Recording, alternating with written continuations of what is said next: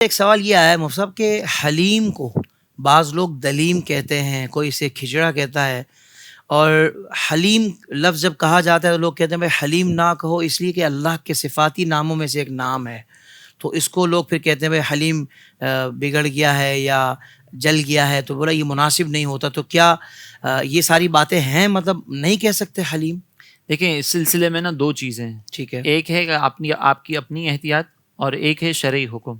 ٹھیک ہے، شرعی حکم کے اعتبار سے دیکھیں نا تو اس میں کوئی حرج نہیں ہے.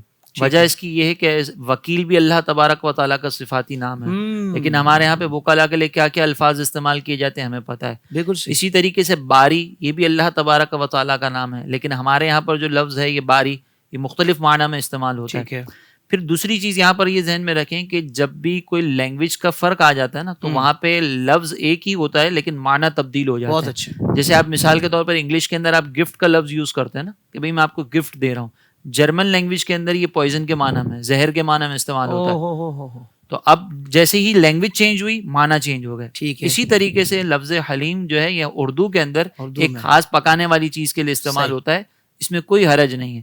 اور اگر بالفرض یہ عربک کے اندر سے ہی ہمارے پاس آیا ہو، عربک سے ہی ہمارے پاس آیا ہو، تب بھی یہاں پہ مراد خدا نخواستہ اللہ تبارک و تعالیٰ کا صفاتی نام نہیں ہوتا.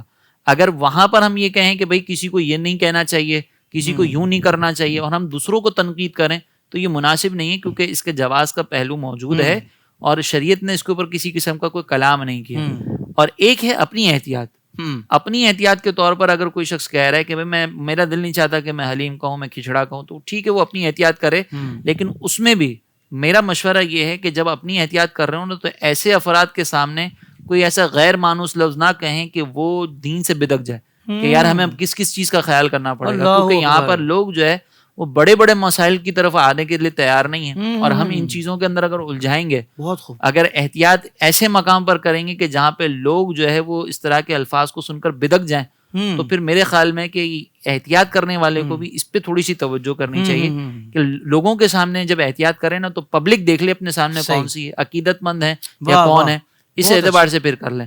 لیکن بہرحال اگر کوئی دلیم کہہ رہا ہے تو وہ بھی غلط نہیں ہے، اس کے اوپر بھی ایسی تنقید غلط ہے کہ آپ اس کا مذاق اڑائیں، اس کو برا بھلا کہیں، کیونکہ وہ اپنی احتیاط پر عمل کر رہا ہے، اس کا دل نہیں مان رہا تو وہ نہیں کر رہا. تو دونوں جہتوں سے اعتدال ضروری ہے. جو احتیاط کر رہا ہے وہ بھی اعتدال کرے، دوسروں کا اس کا خیال کرے، اس پر تنقید نہ کرے، اور جو احتیاط نہیں کر رہے وہ احتیاط کرنے والے پہ تنقید نہ کرے.